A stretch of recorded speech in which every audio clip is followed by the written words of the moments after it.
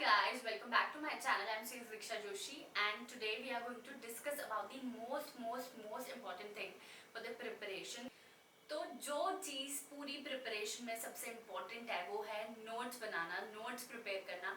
What I believe is कि अगर कोई भी स्टूडेंट नोट्स अच्छे से बना लेता है तो उसकी प्रिपरेशन आदि बहुत अच्छे से हो गई है. अब सिर्फ उसे क्वेश्चन एंड आंसर्स पे वर्क करना है. तो notes banana is so important. अगर हमने नोट्स बनाने पे मेहनत कर लिया तो हमारी आगे की प्रिपरेशन काफ़ी ईजी हो जाती है. अभी इस वीडियो में मैं आप लोगों के साथ मैं कैसे नोट्स बनाती थी वो चीज़ शेयर करने वाली हूँ.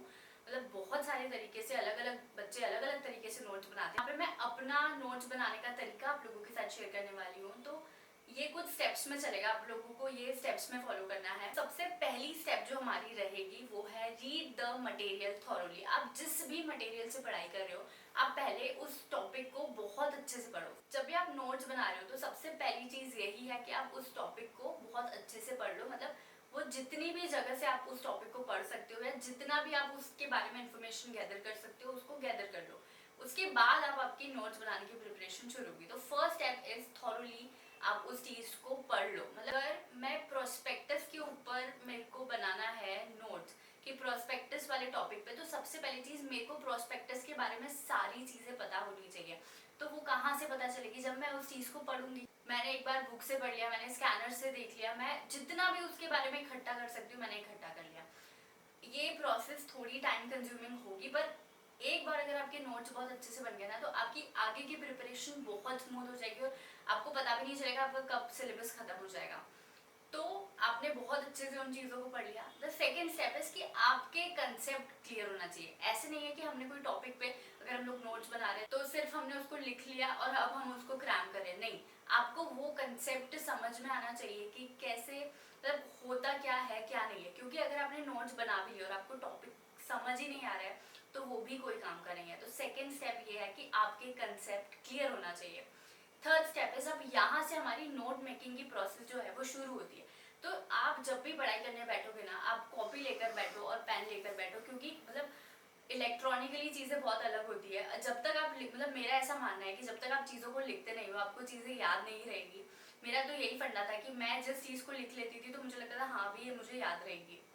अब जब मैं नोट्स बनाना शुरू करूंगी तो बनाना कैसे? मैं जब भी नोट्स बनाती थी तो मैं कभी भी पैराग्राफ के उसमें नहीं बनाती थी नोट्स को. मैं तो फ्लो चार्ट्स, डायग्राम्स या फिर माइंड मैप्स के थ्रू मैं अपने नोट्स को बनाती थी क्योंकि उन चीज़ों को मैं ज़्यादा अच्छे से रिटेन कर पाती. आप लोगों को भी क्या करना है कि जैसे कोई भी टॉपिक है, जैसे हम अगर अभी प्रोस्पेक्टस की बात करें तो प्रोस्पेक्टस टॉपिक है ना, तो आपने उसको पढ़ लिया, समझ लिया. अभी आप वो नोटबुक के अंदर सबसे पहले हेडिंग डालो प्रोस्पेक्टस. उसके बाद आपके एरोज निकलेंगे.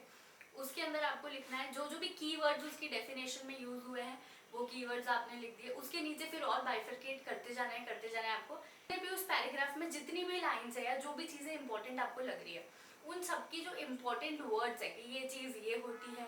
जैसे कि प्रोस्पेक्टस में ऐसा था कि इन्फॉर्मेशन बुकलेट होती है तो एक एरो बना के इन्फॉर्मेशन बुकलेट लिख दिया कि मेरे को एक लाइन आसानी से आ जाएगी कि वो इन्फॉर्मेशन बुकलेट होती है.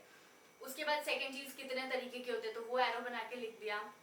कौन से सेक्शन में कवर्ड है वो एरो बना के लिख दिया. तो ऐसे मैं सारे एरोज में जितना भी उस पैराग्राफ में कवर्ड है वो सारी चीजें लिख दूंगी.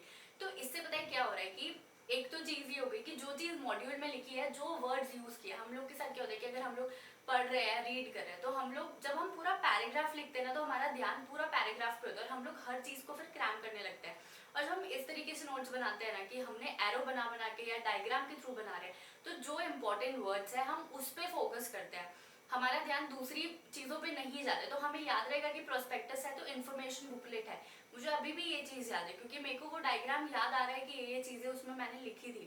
तो आपके लिए बहुत ईजी हो जाएगा. और अगर एग्जाम में जाके आपको वो 5, 6, 10 वर्ड्स भी याद आ गए ना तो आपको समझ आ जाएगा कि हाँ ये होता है, ये ऐसे होता था, ये चीजें मुझे लिखनी है. तो आपका पैराग्राफ खत्म हो गया, आपका आंसर बहुत ईजिली आप वाइंड अप कर दो. एक और चीज जो आपको नोट्स बनाते टाइम ध्यान रखना है वो है आप जितनी ज्यादा नीटली अपने नोट्स को बनाओगे, जितनी ज्यादा सफाई से अपने नोट्स को बनाओगे उतना ज्यादा आपके लिए अच्छा होगा. मतलब यार अभी ये भी तो नोट्स बनाना कैसे कि आप अभी अपना टाइम इन्वेस्ट कर रहे हो. अभी हम लोग सीएस की प्रिपरेशन क्यों कर रहे हैं? ताकि हमको बाद में जाके उसके रिजल्ट्स मिले. अभी से तो हमको कोई जॉब भी नहीं मिल रही, कुछ भी नहीं मिल रहा है. तो सिमिलरली नोट्स की प्रिपरेशन भी वैसा ही काम है. तो उसको भी हमको उतनी ही मन लगा के करना है. और अगर आप लोग नोट्स बनाने को सीरियसली नहीं लेते हो ना तो आप प्लीज इस चीज को लो. क्योंकि जब हम लास्ट में जाकर रिविजन करते हैं ना तो हमारे पास कोई मटेरियल नहीं होता है कि हम जिसमें से रिवाइज कर पाए, फिर पूरी पूरी बुक्स लेके बैठते हैं हम लोग, से रिवाइज नहीं होता है। तो जब आप इस तरीके से पढ़ोगे ना, और अगले दिन क्या करना है, जो भी आपने ये चार्ट बनाया है, तो अगले दिन उठते से आपको वो चार्ट को देखना है। तो आप जब 3-4 बार भी उस चार्ट को देखोगे ना, आपको वो वर्ड्स याद आ जाएंगे कि ये चीज। नोट्स बनाते टाइम आपको 2 चीज और ध्यान में रखनी है। सबसे पहली चीज कि आप जो सीएस की स्टडी कर रहे हो, तो इसमें आप लोग लॉ पढ़ते हो, और लॉ में आप आपकी मन से लैंग्वेज नहीं लिख सकते हो।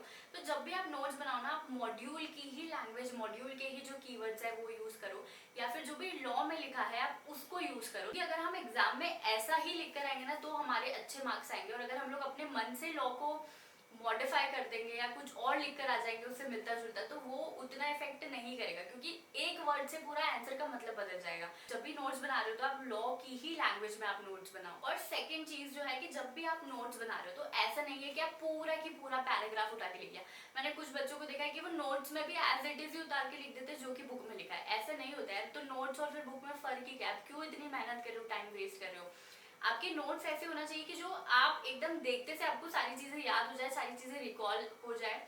तो आपके नोट्स इतने शॉर्ट होना चाहिए कि आपको रिवीजन के टाइम पे हेल्प करे। क्योंकि होता क्या है कि हम लोगों का सिलेबस बहुत वास्ट है, और सिलेबस इतना वास्ट होता है यार, पढ़ाई सब लोग करते हैं, पर क्या होता है कि जब हम एंड तक पहुंचते हैं ना, तो हम लोगों में रिवीजन करने का टाइम नहीं होता है, रिवीजन करने के लिए प्रॉपर मटेरियल नहीं होता है। तो जबकि वो जो रिवीजन है एग्जाम के पहले वाला, वही सबसे इंपॉर्टेंट होता है। वही आपका डिसाइड करता है कि आप पास होने वाले हो कि फेल होने वाले हो। क्योंकि पढ़ाई तो 6 महीने से यार सभी लोग कर रहे हैं। तो आपको रिवीजन करने के लिए नोट्स बनाना बहुत इंपॉर्टेंट। तो इसलिए आप आपके नोट्स बनाने पे ध्यान दो, और अभी से दो। अभी काफी टाइम है, आप लोग अच्छे से जब पढ़ते पढ़ते साथ ही साथ नोट्स बनाते जाओ और उसी से आप रिवाइज करते जाओ, तो आपके लिए आपकी प्रिपरेशन बहुत इजी हो जाएगी। मार्क माय वर्ड्स गाइस, आपकी प्रिपरेशन बहुत इजीली हो जाएगी, और आप बहुत इजीली एग्जाम तक आपका सब कुछ बहुत स्मूथली चलेगा। आपको पता भी नहीं चलेगा, आपके पेपर्स भी हो जाएंगे और सब कुछ बहुत अच्छे से हो जाएगा। आई होप आपको समझ आया है कि कैसे करना है। अगर इन केस कोई और भी डाउट रहता है या नोट्स मेकिंग से रिलेटेड कोई डाउट है, तो let me know in the comment section. मैं जितना जल्दी होगा आप लोगों को रिप्लाई करूँ। And please like, share and comment, and if you have not yet subscribe my channel, please subscribe my channel. Bye bye, take care.